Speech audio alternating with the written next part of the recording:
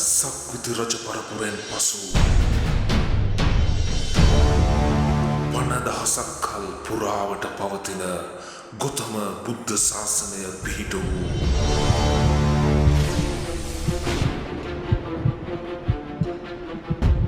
ගොතම බුදුන් උපන් ජම්බුද්වීපය සොයා යන සිව්හෙළයේ සත්‍ය හෙළිදරව්ව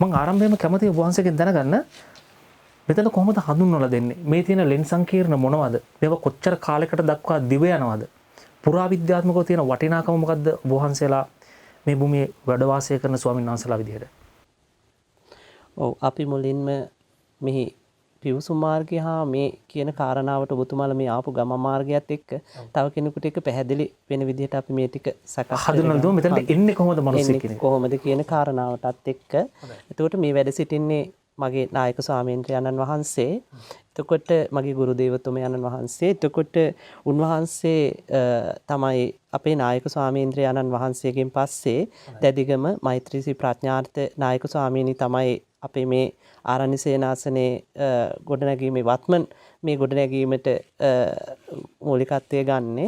එතකොට කොයි කාලෙද ස්වාමීන් වහන්සේ? ඒ 70 දශකයේ මම හිතන්නේ නායක ස්වාමීන් වහන්සේ කාරණාව පිළිබඳව පැහැදිලි කරයි. නායක ස්වාමීන් වහන්සේගේ ගමනාන්තය හා උන්වහන්සේ අද මේ විහාරාධිපතිත්වයට පත්වීම හා මේ ශාසන විහුවය පිළිබඳව ඒක උන්වහන්සේ මම කැමති ඔබ වහන්සේ අපේ නායක ස්වාමීන් වහන්සේවත් හඳුන්වලා දීලා ඔබ වහන්සේගේ නමත් හඳුන්වලා දීලා අපි කතාව පටන් ගමු. හොඳයි. එතකොට අපේ නායක ස්වාමීන් වහන්සේ තමයි අතුරුපළයාගම ප්‍රඥානා සුරින්ද ස්වාමීන් වහන්සේ තමයි අපේ නායක ස්වාමීන් වහන්සේ. එතකොට එතකොට උන්වහන්සේ මේ පිච්චෙන්දියාව පුරාණ භික්ෂුආරාමේ විහාරාධිපති ස්වාමීන් වහන්සේ වගේම උන්වහන්සේගේ යටතේ විහාරාධිකාරීත්වය දරන තවත් ස්ථාන 4ක් පවතිනවා. අනුරාධපුරය නොච්චියාගම ප්‍රාදේශීය කොට්ටාශය මුල් කරගෙන ස්ථාන 2කුත් ඒ වගේම තමයි රාජාංගනයේ ප්‍රාදේශීය ලේකම් කොට්ටාශය මුල් කරගෙන එක ආරණ්‍ය සේනාසනයකුත් පවතිනවා. එතකොට මේ සියලු දෙයකටම අනුශාසනා කරන්නේ අපේ නායක ස්වාමීන්ද්‍රයන් වහන්සේ. එතකොට උන්වහන්සේ වගේම මම වැඩ සිටින්නේ නොච්චියාගම ප්‍රාදේශීය ලේකම් කොට්ටාශයේ 321 තුලා නිට්ටුකුළුම ග්‍රාම නිලධාරී වසමේ අලියවිද්දවැව කියන ග්‍රාමයේහි ශ්‍රී සම්බෝධි ආරණ්‍ය සේනාසන විදර්ශනා භාවනා මධ්‍යස්ථානයේ එතන තමයි මම වැඩ සිටින්නේ.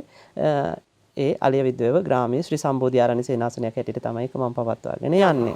එතකොට මේ ස්ථානයේ තමයි අපේ නායක ස්වාමීන් වහන්සේ විහාරාධිපතිත්වයේ දරන මේ ස්ථානයේ දැනට මෙහි බාරකාර විහාරාධිපතිත්වයේ දරන්නේ නිකවැව පොළොන්නරුව නිකවැව සුදුකන්ද නිකවැව ජයන්තිපුර. එතකොට උන්වහන්සේගේ ගම්මානය වෙන්නේ නිකවැව. නිකවැව ප්‍රඥා ආසිත ස්වාමීන් වහන්සේ තමයි මෙහි දැන් බාරකාර විහාරාධිපතිත්වයේ තුලින් කටයුතු කරගෙන යන ස්වාමීන් වහන්සේ.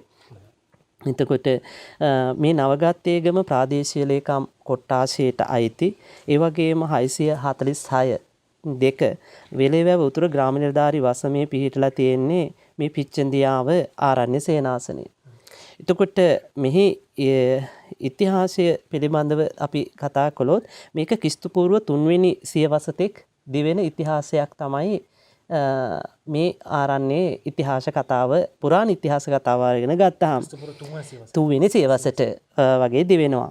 එතකොට මේක හරි ඓතිහාසික වටිනාකමකින් යුක්ත ස්ථානයක් හැටියට තමයි ඇත්තටම මේ හඳුන්වා දෙන්න හැකියාව තියෙන්නේ.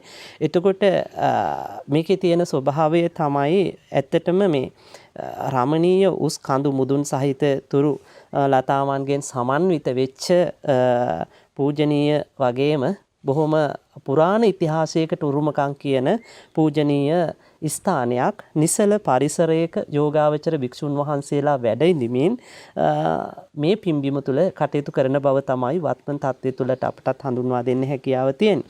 එතකොට මේක ආනගමඩු මාර්ගයේ වෙලේවැව සිට තම්මැන්නෑ වැටිය දෙසට කිලෝමීටර 1.5ක් එනකොට දකුණු පස පිහිටලා තියෙනවා මේක මුහුදු මට්ටමේ සිට අඩි 439ක් කුසින් යුත් දෙවැන්ත පර්වතයක් කේන්ද්‍ර කොටගෙන තමයි පිච්චෙන්දියාව පුරාණ භික්ෂු ආරාමය පිහිටලා තිබෙන්නේ. අපි පිච්චෙන්දියාව. එතකොට ඒ වගේම තමයි මහින්දාගමනයෙන් පසු ලක්දිවට පුරා වෘතව ගිය බෞද්ධ පුනරාගමනයේ මුල්ම අවස්ථාවේදීම ආරම්භ වූ බෞද්ධ පුදබිමක්සේ තමයි මෙම ස්ථානය හඳුන්වා දෙන්නට පුළුවන්කම තිබෙන්නේ. ඒ වගේම තමයි දේවානම් පීතිස්ස රජතුමාගේ පුරෝහිතයවුද වෛද්‍යවරයා වූද ගුරුවරයා වෙච්ච ගොබුතිය නම් වූ බ්‍රාහ්මණතුමා විසින් මේ ස්ථානයේ කරවලා මිහිඳු හිමියන් ඇතුළු සංඝයාට පූජා කරලා කියන තමයි මේ සෙල්ලිපිවල සඳහන් කරන්නේ. ඉතින් ඊට අමතරව මේකේ සෙල්ලිපි ගණනාවක් තිබෙනවා. ඒ පිළිබඳව අපි කතා කරමු. එතකොට මේ ලෙනේ අපිට මේ ඉදිරිපසින් අපි මේ ලෙනට ඉදිරියෙන් වැඩ සිටින්නේ. එතකොට මේ ප්‍රධාන ලෙනෙහි ඉස්සරහින්ම සඳහන් වෙන සෙල්ලිපිය තමයි ලංකාවේ තියෙන පැරණිතම සෙල්ලිපිය හැටියට පිළිගන්න පුළුවන් සෙල්ලිපියක් හැටියට පුරාවිද්‍යාඥයින් හඳුන්වා දෙන්නේ. එතකොට ඒ ලිපියේ සඳහන් වෙන කාරණාව තමයි මහා රග්දශ ඒ වගේම දෙවන පියස ගාමිනී තිශ වෙග්ද බමන ගොබු තියලෙන ශගෂ කියලා තමයි මේ ලෙනෙහි තියෙන සෙල්ලිපියෙහි සඳහන් වන්නේ. එතකොට දෙවියන්ට ප්‍රිය වූ ගාමිනී තිස්ස දේවානම් පිස්ස මහරජුගේ වෛද්‍යවරයා වූ ගොබුතිය බ්‍රාහ්මණයා ගේ ලෙන සංඝයාට දෙන ලදි කියන අර්ථයෙන් තමයි එහි අර්ථකථනය සඳහන් කරන්නේ. ඒ වගේම මේ ලෙනට පිටිපස්සෙන් තවත් තියෙනවා ඒ වගේම සෙල්ලිපියක්. එතකොට මේ හැම සෙල්ලිපියක් කියන්නේ හැම ගල්ලෙනක්ම වගේ මේ කටාරම් කොටන ලද ගල්ලෙන් තියෙනවා වගේම පැරණි බදාම මේ ලෙන් කටාරම් කොටන්න බැරි වෙන තැන්වලට මේ කට්ටිය පැරණි බදාමක් එකට යොදලා ඒ වතුර වැක්කිරෙන දේ වලක්වලා තියෙනවා. ඉතින් ඒ වෙනි පුළුවන්. ඒවත් තියෙනවා. අපිට පෙන්වන්න පුළුවන්. එවැනි තාක්ෂණ ක්‍රමයකින් මේ ලෙන් සංකීර්ණය ඉදි කරලා තියෙනවා කියන කාරණාව තමයි මෙතනදී අපිට පැහැදිලි කරන්න තියෙන කාරණාවක් වන්නේ.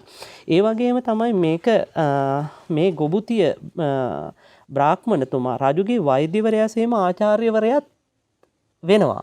එතකොට ඒ කියන්නේ දේවානම් පීත රජතුමාගේ. එතකොට ඒක කියනවා මහා රජස දෙවන පිය ආචාර්ය බමන ගොබුතිය ලෙන කියලා. තමයි ඊළඟ සෙල්ලිපිවල මේකේ සඳහන් වන්නේ. එතකොට දෙවියන්ට පිය වූ මහා රජුගේ ආචාර්යවරයා වූ බ්‍රාහ්මණ ගොබුතියගේ ලෙන කියන අදහසෙනුත් තව තැනක මේක සඳහන් කරනවා. එතකොට මේ ඉහත සෙල්ලිපි වැඩිදුරටත් මේවා හැම දෙයක්ම තහවුරු කරන සමහර සෙල්ලිපි තවමත් ගණනාවක් තියෙනවා. අපි ඒවා පිළිබඳව කතා කරමු. ඉතින් මේ ස්ථානයේ සංඝයාට පූජා කරන අවධියේ වැඩ නිම කර කටාරම් කොට කියන්නේ සහිත ගල්ලෙන් 14ක් පුරා විද්‍යාඥයින්ට හමු වෙලා තිබෙනවා. ගල්ලෙන් 14ක්. ඒ කියන්නේ කටාරම් කොටන ලද ගල්ලෙන් 14ක්. එතකොට කටාරම් නොකරන ලද ගල්ලෙන් විශාල ප්‍රමාණයක් තිබෙනවා. ඔබ වහන්සේ හිතන පරිදි කොච්චරක් විතර මෙතන ගල්ලෙන් තියෙනවද? ගල්ලෙන් 21කට වඩා ප්‍රමාණයක් මේ ස්ථානයේ ආශ්‍රිතව මේ කඳු වැටිය මුල් කරගනිමින් තිබෙනවා. ඉතින් ඒ වගේම තමයි ශිලාලේඛන 11කින් යුක්ත වෙන අතර දැනට සෙල්ලිපි 10ක් පමණ පරිවර්තනය කරලා ශිලාලේඛන 11කින් කියන්නේ මේකේ තියෙනවා. ඒතකොට ක්‍රිස්තු පූර්ව 3 වෙනි සියවස හෝ 2 වෙනි සියවස් වලට අයත් ශුද්ධ බ්‍රාහ්මණී අක්ෂර වලින් මේ සෙල්ලිපි ලියවිලා තියෙනවා කියලා තමයි පුරාවිද්‍යාඥයින් කියන්නේ. එතකොට මේ ස්ථානයේ ප්‍රථම වතාවට මූලික පුරාවිද්‍යා ගවේෂකයෙක් කියන්නේ ගවේෂණයක් කරලා තියෙන 1911 හා 1912 දී තමයි. ඒ කියන්නේ සුද්දගේ කාලේ. එතකොට මෙම ස්ථානයේ ප්‍රථම වතාවට මූලික පුරාවිද්‍යා ගවේෂණයක් කරලා තියෙන කාලේ වගේම එතකොට මේ එම ගවේෂණවලට අනුව පරිවර්තන ආශ්‍රිත ලෙන් හා සෙල් ලිපි එම ප්‍රමාණයේ තිබෙන බව ලංකාවේ පුරාණ ශිලා ලේඛන නැමැති පොතෙහි සඳහන් වෙනවයි කියලා තමයි කියන්නේ. ඒ කියන්නේ ඒ වගේ ප්‍රමාණයක මෙහි ගල්ලෙන් වල ලිපි තිබෙනවා කියන කාරණාව. එතකොට දැනට මෙහි තියෙන වටපිටාව තමයි එතකොට ආරාමයේ බුදු මැදුරක් තියෙනවා. ඉතින් ඒ වගේම ධර්මශාලාවක් තියෙනවා. ශ්‍රී මහා මාලකයක් අපිට පවතිනවා. බෝධින් වහන්සේ වැඩ සිටිනවා. ඉතින් මේ අඩි 30ක් පමණ උසට මේ පියගැට පෙළක් අපිට තියෙනවා. ඉතින් ඒ ආකාරයට තමයි අපි මේ ස්වභාවය අපි තේරුම් අරගෙන තියෙන්නේ. ඉතින් ඒ වගේම තමයි මේක කඳු මුදුරක සමතලා බිමක තමයි තියෙන්නේ. එහි පැරණි ගොඩනැගිලි නටබුන් දකින්න පුළුවන්. ඉතින් ඒ වගේම තමයි ගල් සොමනස දැන් මෙතන තියෙනවාද පැරණි ගල් නටබුන් ගල් ඉදිකිරීම අපිට උඩදි දැක බලා ගන්න පුළුවන්ද ඔව් මේකේ තිබුණයි කියන එක කියනවා. හැබැයි ඒක කන්ද උඩටම අපි යන්න ඕනේ. නමුත් යන්න පුළුවන් සුදුසු පහසු මාර්ගයක් නැහැ. ඒ කියන්නේ පඩිපෙල් හා එහෙම නැහැ. ඉතින් මේ කාල සීමාවේ ටිකක් අපහසුයි ඒක තරණය කරන්න. මොකද දැන් බලා ගන්න පුළුවන් ලෙන් කීපයක් විතරයි. ඔව් දැන් ලෙන් කීපයක් බලන්න පුළුවන්. ඒ උඩ තියෙනවා ඊටත් වඩා බොහෝ පැරණි කියන්න පුළුවන් යම් කාරණා ඉතින් ජනප්‍රවාදයේ සඳහන් වෙන කාරණාත් එක්ක ඉතින් ඒ කාරණා එසේ පැහැදිලි කරන්න අවස්ථාවක් තියෙද කියන කාරණාව පිළිබඳව ගැටලුවක් තියෙනවා. ඉතින් මේ විදිහට තමයි මෙහි පුරාණ ස්වභාවය හා මේ කියන කාරණාවන් පිළිබඳව අපට කියන්න තියෙන කාරණා. නමුත් අපිට මේ කාරණාවන් එක්ක තවත් ඉස්සරහට අපිට ගිහිල්ලා කතා කරනවා නම් අපිට කතා කරන්න පුළුවන් මේ විදිහට. ඒ කියන්නේ අපිට දැන් මේ කාරණාව එක්ක දැන් මම කිව්වා මේ හොයාගන්න කාරණාවන් වගේම මේකේ සොයාගත්තේ නැති මේ අයට අහුව වෙච්ච නැති යම් කාරණා තිබුණයි කියන එක. එතකොට මේකේ මේ අන්තර්ගත වෙලා නැහැ මේ ටැම් ලිපිය පිළිබඳව. එතකොට මේ ටැම් ලිපිය පුරාවිද්‍යාවේ අය මේක සොයා ගන්නවා. ඒ සොයා ගන්න හේතුව තමයි දැන් මේක මම අර කිව්වා වගේ 70 දශකයේ මේක ආරම්භ වෙනකොට එතකොට මේ කාලයට වෙනකොට මේක වල් බිහි වෙලා තිබිලා තියෙනවා. එතකොට එක් භික්ෂුන් වහන්සේලා මෙහි වැඩ ඉඳලා තියෙනවා. දැන් නාතගනේ ඒ ආරණ්‍යගත භික්ෂුන් වහන්සේලා මෙහි වැඩ ඉඳලා තියෙනවා. සංඝානන්ද කියලා ස්වාමීන් වහන්සේ නමක් මුලින් ඉඳලා මේ දායකයන් ඉත් කටයුතු කරලා තියෙනවා. නමුත් උන්වහන්සේ වනවාසීව භාවනා කරමින් සිටියා මිසක් ස්ථානීය වශයෙන් ඒක ලොකුවට දියුණු කිරීමකට ලක් වෙලා නැහැ. එතකොට උන්වහන්සේත් වැඩ ඉඳලා තියෙන්නේ මීට පල්ලෙහා තියෙනවා තවත් ගල් දෙනක්. ඒක අපිට බලන්න පුළුවන්. එතන තමයි ටැම් ලිපිය තියෙන්නේ. එතකොට ඒ ගල්ලෙනේ තමයි උන්වහන්සේ වැඩ ඉඳලා තියෙන්නේ. ඊට පස්සේ උන්වහන්සේ ඉතින් මෙහි තිබුණු හරි දුෂ්කරයි. ඒ කාලේ අවුරුදු 7ක් මෙහි පායලා වතුරවත් තිබුණේ නැහැ කියන කාරණාවක් තමයි කියන්නේ. ඉතින් ඔය වගේ කාල සීමාවකදී තමයි එතකොට මීතිරිගල පරම්පරාවේ භික්ෂුන් වහන්සේ නමක් වන ධම්මාදාර ස්වාමින් වහන්සේ මේ ස්ථානය හඳුනාගන්නේ. ඒ හඳුනාගෙන උන්වහන්සේ අර පල්හැ ගල්ලෙනේ ඉඳමින් තමයි මේ ගල්ලෙන ඉදි කරන්නේ මේ ප්‍රදේශයේම තවත් දායක මහතුරු කීප දෙනෙක් එකතු කරගෙන ප්‍රතිසංස්කරණය කරලා මේ ප්‍රධාන ගල්ලෙන මේවා කරන්නේ. නමුත් ඒ වෙනකොටත් මේකේ නිදාන් හොරු ඇවිල්ලා මේක ලොකුවට වලවල් හාරලා මේකේ කරන්න පුළුවන් බොහෝ දේවල් වුන් කරලා තිබිලා තියෙනවා. එතකොට උන්වහන්සේලා වැඩම කරනකොට මේවා විනාශ භාවයට පත් වෙලා තියෙන මේක ලොකු ඝන වනාන්තරයක් බවට පත් වෙලා තමයි තිබිලා තියෙන්නේ. ඉතින් ඊට පස්සේ තමයි උන්වහන්සේ මේක හඳුනාගෙන මේ ගල්ලෙන ප්‍රතිසංස්කරණය කරන්නේ ප්‍රධාන සංඝාවාසයක් ලෙස. එතකොට ඒ සංඝාවාසයක් ලෙස උන්වහන්සේ මේක ප්‍රතිසංස්කරණය කරගෙන යන අතර කාලයකදී තමයි අපේ නායක ස්වාමින් වහන්සේ කොළඹ පළාත්වල ඉඳලා මේ පළාත්වලට වැඩම කරන්නේ ප්‍රතිපත්ති රකින්න සුදුසු ආරණ්‍යයක් සොයාගෙන යන අවස්ථාවේ. ඒ අවස්ථාවේදී තමයි උන්වහන්සේ මීතිරිගල ඉඳලා මේ ප්‍රදේශයට වඩින්න උන්වහන්සේ කුරුණෑගල පුත්තලම් පාරේ වැඩ සිටිනකොට පාරේ අපේ නායක ස්වාමින් වහන්සේත් මේ මාර්ගයේ ගමන් කරන අතරතුරේදී වාහනේට අත දැම්මයි කියලා කියනවා උන්වහන්සේ. ඉතින් ඒ වෙලාවේ උන්වහන්සේ නවත්තලා ඊට පස්සේ උන්වහන්සේ දාගෙන කතාවට එනකොට අපේ නායක ස්වාමින් වහන්සේ එවකට මීතිරිගඩ කඳුබල නාතගනේ ජිනවංශ විමලවංශ නායක ස්වාමින් වහන්සේලාත් එක්ක මිහිඳු ආරණ්‍ය සේනාසනේ එකට භාවනා කරලා පිළිවෙත් රැකපු ස්වාමින් වහන්සේලා. ඉතින් ඒ නිසා මේ ඔය මිතුදමත් එතනදී හඳුනා ගන්න ලැබෙනවා. ඊට පස්සේ ඔය කාරණාව ධම්මාදාර ස්වාමින් වහන්සේත් එක්ක සාකච්ඡා කරන වෙලාවකදී උන්වහන්සේ අහලා තියෙනවා ඔබ වහන්සේ කොහෙද වඩින්නේ කියන එකට. එතකොට කියලා තියෙනවා ප්‍රතිපත්ති රකින්න සුදුසු ස්ථානයක් සොයාගෙන වඩින ගමන් කියලා. ඉතින් ඒ වෙලාවේ උන්වහන්සේ කියලා තියෙනවා මම ස්ථානයක් සකසමින් යනවා. ඉතින් ඒක මම මේ ප්‍රතිපත්ති රකින්න ස්වාමින් වහන්සේට පූජා වේවා කියන අරමුණින් තමයි මම ඒක ඉදි කරන්නේ. ඒක මම ඔබ වහන්සේට පූජා කරන්න කැමතියි කියලා. ඉතින් ඒ වෙනකොට මේ ප්‍රදේශවල අවුරුදු ගණනාවක් පායලා මිනිසුන්ට බොන්න වතුර ටිකක්වත් නැතුව බොහොම දුකසේ ජීවිතය ගත කරපු කාලවකවානුවක් කියලා තමයි කියන්නේ 70 දශකයේ. මේ හරිය තියෙනවනේ නේ සෝන්ස් වතුරෙන්. එහෙම ගැටලුවක් අදටත් තියෙනවා. ඉතින් මේ අද නම් ගොඩාක් දුරට ඒවා මගහැරෙන ස්වභාවයකට පත් වෙලා තියෙනවා. නමුත් පසුගිය කාලවකවානුවේ ඉතින් ඒ බොහොම අපහසුතාවයන් වලට ලක් වෙන කාරණාවක් බවට පත් වෙලා තිබුණා මේ ප්‍රදේශ. එතකොට ඒ වෙනකොට ඔය මිගිනිමිටිය ජලාශය එහෙම ඉදි වෙලා තිබුණේ නැහැ. ඔය 70 දශකයෙන් පස්සේ තමයි ඒක ඉදි වෙන්නේ. එතකොට ওই කාලවකවානුවේ තුල තමයි ඉතින් නායක ස්වාමීන් වහන්සේට මේ ස්ථානයේ ඒ ස්වාමීන් වහන්සේ විසින් පූජා කරන අරමුණක් ඇති කරගන්නේ. ඉන් පස්සේ නායක ස්වාමීන් වහන්සේත් එක්කම ගිහිල්ලා මීතිරිගල නායක ස්වාමීන් වහන්සේත් එක්කත් කතා කරලා අපේ නායක ස්වාමීන් වහන්සේට මේ ස්ථානය බාර දෙනවා. එතකොට ඒ ධම්මාදාර ස්වාමීන් වහන්සේ තමයි මේ ස්ථානයට ශ්‍රී සම්බෝධි ආරණ්‍ය සේනාසනය කියන නාමය යෙදුවේ. එතකොට උන්වහන්සේ යොදන ලද නාමය තමයි අදටත් අපි ශ්‍රී සම්බෝධි ආරණ්‍ය සේනාසන පිච්චන්දියාව පුරාණ භික්ෂු ආරාමය කියන නමින් භාවිතා කරන්නේ. අවසරයි සුමනස මම කැමති ඔබ වහන්සේගෙන් දැනගන්න දැන් ඕක වර්තමානයේදීනේ ওই නම හැදෙන්නේ. ඊට එහාට ඔබ වහන්සේලාට තියෙන ජනප්‍රවාදය අනුව මේ ස්ථානය මොකක් කියලාද හඳුන්වලා තියෙන්නේ? දැන් ඒකටත් අපිට මම මේ කතාව කියන්නේ. එතකොට ওই විදිහට තමයි මේ ස්ථානයේ ඉදි වෙලා අදටත් ප්‍රධාන ගල්ලෙනක් හැටියට මේ සංඝාවාසයේ ගොඩ නැගෙන්නේ. එතකොට මෙන්න මේ කියන ස්වභාවයට අනුව තමයි මේ ප්‍රධාන ගල්ලෙන හැදිලා අද අපි ওই කියන කාලයට එන්නේ. එතකොට පුරාවිද්‍යාත්මකව මේකේ කවුරුත් හඳුනාගෙන තිබුණාට මම අර කිව්වා වගේ නමුත් ඒ කාල සීමාවේ මේක හඳුනාගෙන මේකේ ගවේෂණය කරලා තියෙන අතර කාලයකදී තමයි එල්ලාවල මේදානන්ද ස්වාමින් වහන්සේ මේ පිළිබඳව යම් පුරාර්ථ කතනයක් කරනවා. ඒක මම හිතන්නේ පැහැදිලි කළොත් අපට යම් කාරණාවන් වලදී පැහැදිලි කර ගැනීම හැකියාව ලැබෙයි කියලා. හැබැයි මේක උන්වහන්සේගේ නිගමනය හා උන්වහන්සේ මේ ස්ථානය දැකපු ආකාරය පිළිබඳව. මම කැමති මේ පිළිබඳව පොඩ්ඩක් දැනුවත් කරන්න. ඉතින් උන්වහන්සේ මෙහෙම කියනවා මේ ස්ථානය සම්බන්ධව වෙග්ද ගොබුතිය හා ආචාර්ය ගොබුතිය කරවූ පිච්චන්දියා විහාරය කියලා තමයි උන්වහන්සේ මෙහි හඳුන්වන්නේ. එතකොට පුත්තලම් දිසාවේ රාජවන්නි හත්පත්තුවේ කිරිමැටියාවට අනුරූපව වෙලේවැව අසල පිච්චන්දියාව විහාරයේ පිහිටා තිබෙනවා. මේ ස්ථානයට ළඟාවීමට පහසු මාර්ගයක් මෑතක් වනතුරු තිබිලා නැහැ. ඒ කියන්නේ එවකට මේ කියන්නේ උන්වහන්සේ පුත්තලම අනුරාධපුර මාර්ගයේ 9 මයිලෙන් ඇරඹුණු එක් ගුරු පාරක් තිබුණා.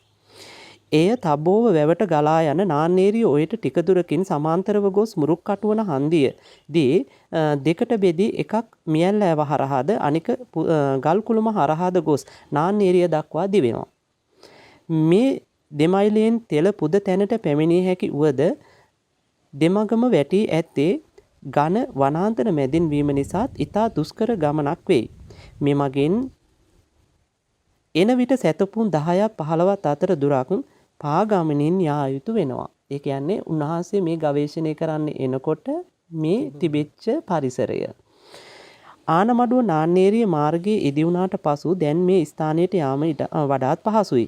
එම මගේ ඇල්ලි වැව නෙමෙයි මේක වෙලේ වැව වෙන්න ඕනේ. උන්වහන්සේගේ මේකේ සඳහන් වෙන්නේ ඇල්ලි වැව කියලා. ඇල්ලි වැව නෙමෙයි වෙලේ වැව හන්දියේ සිට වැටී ඇති ගුරුපාරේ කිලෝමීටර 2ක් පමණ උතුරට ගමන් කළ පසු මේ පුද තැනට ළඟා විය හැකියි. කන්ද ආසන්නය දක්වාම නව නිවෙස් ඉදි වී ගොවිතැන් කටයුතු කරන බැවින් මුල් කාලයේ මෙන් නොව බිය සැකෙන්තරව මෙහි ළඟා වීමට පුළුවන් කියලා තමයි උන්වහන්සේගේ කාලය මේක දකින්නේ. පිච්චන්දියාව කන්ද නැති තැනි බිම සිට එකවරට නැගී සිටින කන්දක්. එය රෝහණේ බුත්තල අසල පිහිටි රහතන් කන්දට සෑම අතින්ම සමාන වනසේ පිහිටා තියෙනවා. වඩා උස් නොවූ නමුත්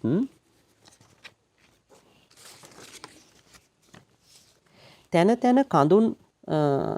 තැන මුදුන් කුළු සහිත දිගැටි කන්දක් වෙනවා. ගල් කුළු බෙහෙවින් දක්නට ලැබෙනවා. විවිධ වෘක්ෂ ලතා වැටි ඇතත් සෑම තැනම පාහේ මේ පර්වත මතුවී පේනවා. මේට සම්බන්ධ ආසන්නම පිහිටි දැනට මොට්ටමොලේ නමින් හැඳින්වෙන කඳු කොටසද පැරණි නට්ටාවශේෂ ගල්ලෙන් හා සෙල්ලිපි සහිත ස්ථානද දැක්වෙනවා. දැන් අපට පේන්නේ මේ මොට්ටමොලේ කියලා කියන්නේ මේට අර එහා පැත්තෙන් පේන කන්ද. මෙතන වැහිලා තියෙනවා අපිට කන්දක්. එතකොට අපි එනකොට දැක්ක නිකන් කඳුපන්ති දෙකක් විතර තියෙනවා. දැන් මෙතන තියෙන මේ පිච්චන්දියාව කන්ද. එතකොට එහා පැත්තේ පේනවා මොට්ටමොලේ කන්ද.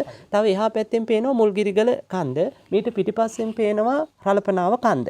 ඉතින් මේ විදිහට හතරක් නේද? ඔව් මේ කඳුපන්ති ටික තමයි මේ වටපිටාවට තුලට ගොඩ නැගිලා තියෙන මේ හැම කඳු පන්තියක්ම පුරාණ විහාරස්ථාන හැටියට දැනට භාවිතා වෙනවා. හොඳයි සෝමස මම අවසරයි මම අහන්න කැමතියි. එතකොට දැන් මේ ගල්ලෙන් පිහිටලා තියෙන මේ ආරාම සංකීර්ණේ. එතකොට අර කියපු කදුපන්ති වලත් ලෙන් තියෙනවද? ගල්ලෙන් තියෙනවා. ගල්ලෙන් තියෙනවා. ඔව් ගල්ලෙන් තියෙනවා. දැන් මේ තම්මැන්නාව කියන එතකොට එතන තියෙනවා යෝගාශ්‍රමීය ආරණ්‍ය සේනාසනයක්. එතකොට එතනත් ගල්ලෙන් තියෙනවා. එතකොට අර ඊට පිටිපස්සෙන් පේනවා රළපනාව කන්ද. එතකොට එතනත් ගල්ලෙනක් තියෙනවා. සෙල්ලිපි තියෙන ගල්ලෙන් තියෙනව නේද? සෙල්ලිපි තියෙනවද කියන කාරණාව පිළිබඳව නම් මම දැනුවත් නැහැ. ඒවා පුරාණ විහාරස්ථාන හැටියට පවත්වාගෙන යනවා. එතකොට පිච්චන්දියාව පිළිබඳව මුලර් මහතා ඇතුළු මෑත යුගයේ මේ ගැන සටහන් තබා ඇති වැඩි දෙනෙකු දක්වා ඇත්තේ පිච්චන්දියාව වශයෙන්. එතකොට මේක පිච්චන්දියාව කියලා තමයි දක්වන්නේ. එතකොට එහෙත් මෙම ප්‍රදේශයේ ව්‍යවහාරයේ පවතින්නේ පිච්චන්දියාව කියලා.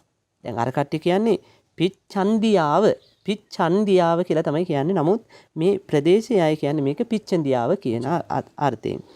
ඒ අසල වැවක්ද තිබෙනවා. එය නටබුන් ව ඇත. මී ඔයෙන් නාන්නේරිය ඔයත් අතර තීරයේ පිහිටි මේ ප්‍රදේශයේ තැන තැන පැරණි වාරි කර්මාන්තවල ශේෂයන් බෙහෙවින් දක්නට පුළුවන්. මේ ස්ථානය ගැන කෙටි සටහනක් තබන එඩ්වඩ් මුරල් මහතා වෙනම පිහිටි පර්වත විහාර කීපයක් ගැනත් වනයෙන් වැසී ගිය දාගැපක් ගැනත් සෙල්ලිපි කීපයක් ගැනත් සඳහන් කර ඇතත් එයට වැඩි විස්තරයක් දක්වා නැහැ. C.W. නිකල්ස් මහතා වාර්තාවක්ද මේ ගැන සුළු සටහනක්ද දැක්වෙතත් මේ තාක් මනා පරීක්ෂණයක් කර මේ ස්ථානය ගැන විස්තර ඉදිරිපත් කරලා නැහැ. මුලර් මහතා දක්වන පර්වත විහාර බුදු මැදුරු නොව කටාරම් කොටන ලද ලෙන් බව පේනවා.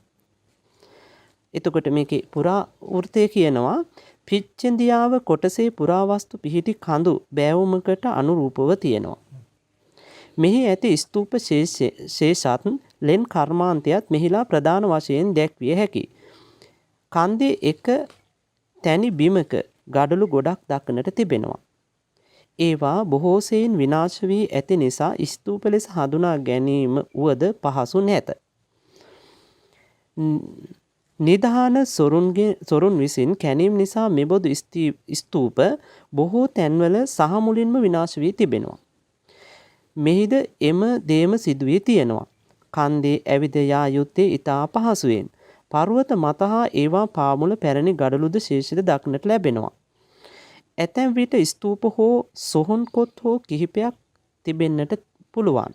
ඇත කියලා උන්වහන්සේ කියනවා. මෙහි ගල්ලෙන් කර්මාන්තය වැදගත් තැනක් ගන්නවා. කන්දේ පේලි කීපයකට ලෙන් පිහිටා තියෙනවා. ඒවා සියල්ලම වාගේ කටාරම් කොටලා තියෙනවා. සමහර ලෙන්වල පැරණි බිත්ති තිබූ බවට සලකුණුද ලෙන් බිතේ කරවන ලද පැරණි බදාම ශේෂද දක්නට පුළුවන්. මේ ලෙන්වල යාමට සාදා තිබුණු පැරණි මාර්ග ශේෂ කන්දේ තැන තැන දක්නට පුළුවන්. එහෙත් මේ කිසිත් පුරා වස්තුවක් යථා තත්ත්වයෙන් නැහැ. ඔව් දැන් මේකේ දැන් අර ඒ උන්වහන්සේ පැහැදිලි කරන කාරණාව තමයි දැන් මේක මුල්ම යුගයේනේ අපි යන්නේ. එතකොට මේක බොහොම පැරණි තාක්ෂණ ක්‍රමයක් තමයි මෙහි භාවිතා වෙන්නේ. එතකොට දැන් අර මං කිව්වා වගේ දැන් අර මිහිඳු මහරහතන් වහන්සේගේ මුල්ම යුගයේනේ මේක. එතකොට මුල්ම යුගය කියලා කියන්නේ එතකොට ඔය කියන සමහර විටක මේ උන්වහන්සේගෙන් එන ලද ගෘහ නිර්මාණ ශිල්පය එතකොට මේවා සමහර විටක එන්න කලින් වෙන්න පුළුවන්. දැන් අර සමහර කාරණාවක් තියෙනවා. දැන් උන්වහන්සේගෙන් පස්සේ මේ කියන දේ ආවා කියන කාරණාවට එනකොට එතකොට මේ බ්‍රාහ්මණ අකුරු එතකොට උන්වහන්සේ ආපු මුල්ම යුගයේ කොහොමද මේක ඉක්මනට මාඳුනාගෙන මේ දෙවන පෑතිස්ස රජතුමාගේ කාලේ මේක ලිව්වේ කියන කාරණාවකට එනවා. එතකොට අපේ මිනිස්සු අකුරු දැනගෙන හිටියේම නැද්ද කියන කාරණාව. ඒක තමයි සෝනස මටත් තියෙන ප්‍රශ්නේ. දැන් අපිට උගන්වලා තියෙන්නේ මේ අකුරු සේරම ආවේ සංඝමිත්තා තීරණය වැඩමවීමත් සමග ඔය ඒ කාලෙදි තමයි අපිට අක්ෂර කලාව ඒවා සියල්ලම ආවේ. මම හිතන්නේ මේ අපි ඇවිල්ලා තියෙන හොඳම තැනක් මේ කතාව කතා කරන්න. මොකද පිච්චෙන්දියාව මේ භූමියේ ඔබ වහන්සේ කියනවා ලංකාවේ පැරණිම සෙල්ලිපිය හම්බෙනවා මෙතනින් කියලා. මේ අක්ෂර වලින් ලියලා. එතකොට අපිට ප්‍රශ්නයක් එනවා මිහිඳු හාමුදුරුවෝ වැඩම කරන වෙලාවේද මේ අක්ෂර කලාව උන්වහන්සේ වැඩ ඉන්න කාලෙදි මේ අක්ෂර කලාව තිබිලා තියෙනවා මේ. අකුරු ලියන්න මිනිස්සු දැනගෙන ඉඳලා තියෙනවා. එතකොට ඉතිහාස කතාවක් යටපත් වෙලා වැහිලා ගිහිල්ලාද? රාවණ සප් සක්විති රජ පරපුරෙන් පසු වනදහසක් කල් පුරාවට පවතින ගොතම බුද්ධ ශාසනය පිහිට වූ